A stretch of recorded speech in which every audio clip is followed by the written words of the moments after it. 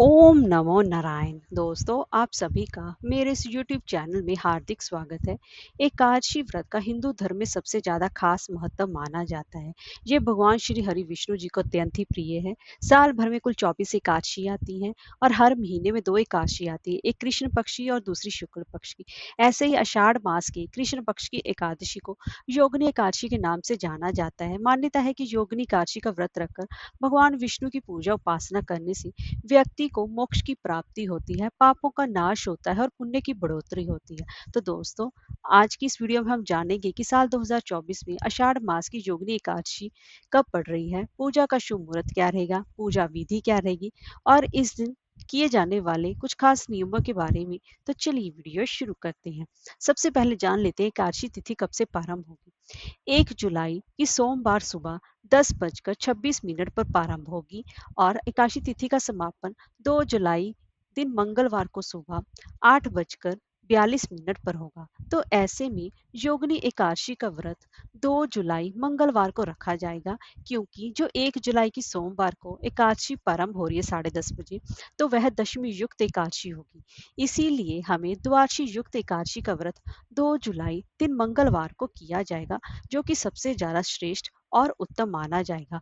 तो पारण का समय रहेगा 3 जुलाई की प्रातःकाल 5:28 से लेकर सुबह के ही प्रातःकाल 7:10 तक रहेगा। और पारण तिथि के दिन जो द्वादशी तिथि का समाप्त होने का समय है, वह प्रातःकाल 7:10 तक रहेगा। तो 7:10 से पहले पहले आपको एकादशी व्रत का पारण कर लेना चाहिए, तभी एकादशी व्रत के पूर्ण फल की प्राप्ति होगी। तो पूजा विधि के लिए एकादशी का जो व्रत होता है वो हमेशा ही 3 दिनों तक चलता है, दशमी तिथि से लेकर द्वादशी तिथि तक। तो दशमी तिथि से सारे नियम कानून लागू हो जाते हैं। दशमी तिथि के दिन ही ब्रह्मचर्य का पालन किया जाता है। दशमी तिथि को ही घर की सारी साफ सफाई की कर ली जाती है, बाल धो लिए जाते हैं और इसी के साथ साथ शाम के सूर्यास्त से पहले पहले ही भोजन कर लिया जाता है। और उसके बाद व्रत संपूर्ण मतलब यानी कि व्रत शुरू हो जाता है।